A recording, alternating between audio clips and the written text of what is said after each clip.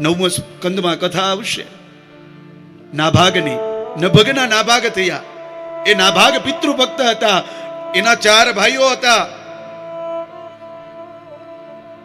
પણ નાભાગ પાઠશાળામાં ગયા, પાછળથી એના ભાઈઓએ પ્રોપર્ટીનો ભાગ પાડી લીધો અને નાભાગના ભાગમાં એના માતા પિતા આવ્યા. નાભાગ આવ્યા, એના ભાઈઓએ કહ્યું અમે પ્રોપર્ટીનો ભાગ પાડી લીધો છે, પણ તારા ભાગમાં માતા પિતા આવ્યા છે. એ નાભાગ નાચવા લાગ્યા.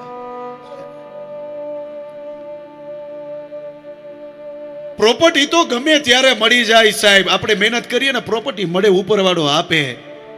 પણ મા બાપ મળી જાય ને, તમને આ જગતનું બધું જ સુખ મળી જાય. બરાબર, બધું સુખ મળી જાય. અસંખ્ય વેઠી વેદના ત્યારે દીધું તમ મુખડું. અસંખ્ય વેઠી વેદના ત્યારે દીઠું તમ મુખડું. હે પુનીત જનના કાળે જા પથ્થર બની છુંદીસો. હે પુનીત જનના કાળજા પથ્થર બની છુંદીસો નહીં. મા બાપને ભૂલશો નહીં. મા બાપને ભૂલશો નહીં. આજે આ દીકરી પ્રસૂતિને એમ થયું કે મારો બાપ, મારો પિતા આજે મારાથી મોઢું ફેરવી લે છે. કાંઈ વાંધો નહીં, હજી એક પાત્ર એવું બાકી છે આ ઘરમાં કે એ મોઢું નહીં ફેરવે, અને એનું નામ છે માં. એનું નામ જ માં. એક જ અક્ષર, અક્ષર એક અને કામ અનેક. એનું નામ છે માં. તમે જુઓ મીઠાશ કેટલી છે માં. તમે માં બોલો ને એટલે તમને બહુ આનંદ આવે.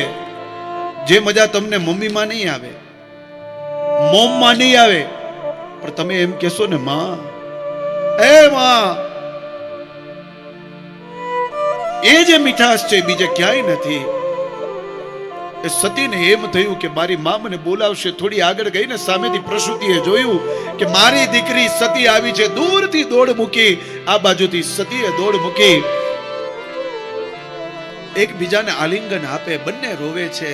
અને ત્યારે સતીએ કહ્યું કે માં, મેં મારા પિતાનું શું બગાડ્યું છે? મારા પતિથી કદાચ ભૂલ થઈ હોય, મારાથી શું ભૂલ થઈ છે? આજે મારો બાપ મને બોલાવતો નથી. અને ત્યારે એ સતીની માં પ્રસૂતિએ કહ્યું, બેટા અત્યારે તારા પિતા થોડા ક્રોધમાં છે, શાંત થશે ને બધું બરાબર થઈ જશે. પણ તું આવીને મને બહુ સારું લાગ્યું. શીતળતા પામવા દોડતા મૂકે માનવી, જે શાંતિ હોય છે માની ગોદમાં એ હિમાલયમાં હોતી નથી. આપણે શાંતિ ગોતવા માટે હિમાલયમાં જઈએ. એવા કોઈ હિલ સ્ટેશન ઉપર જાય કે જ્યાં આપણને શાંતિ મળે. પણ તમારે સાચી શાંતિ જોતી હોય ને તો એકવાર તમારી માતાના ખોરામાં માથું રાખી દેજો.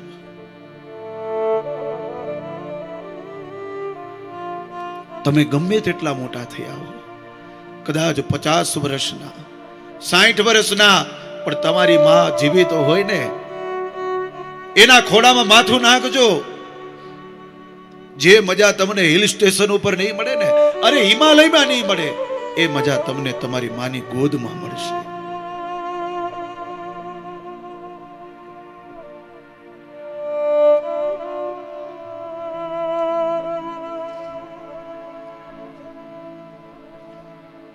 આજે સતી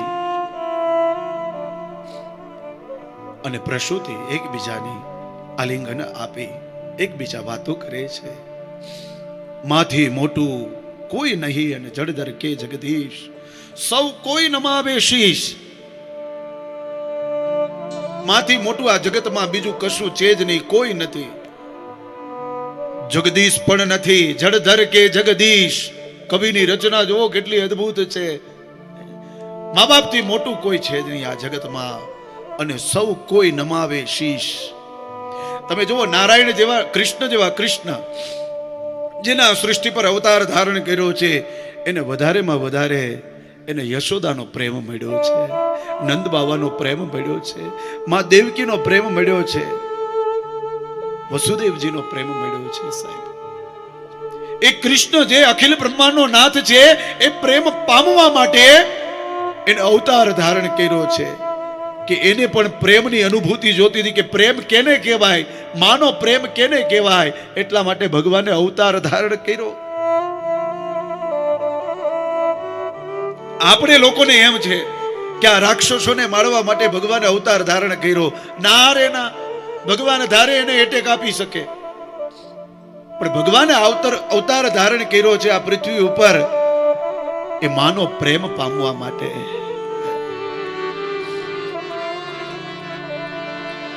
મીઠા મધુર ને મીઠા મેહુલારે, મીઠા મધુર ને મીઠા મેહુલારેલો.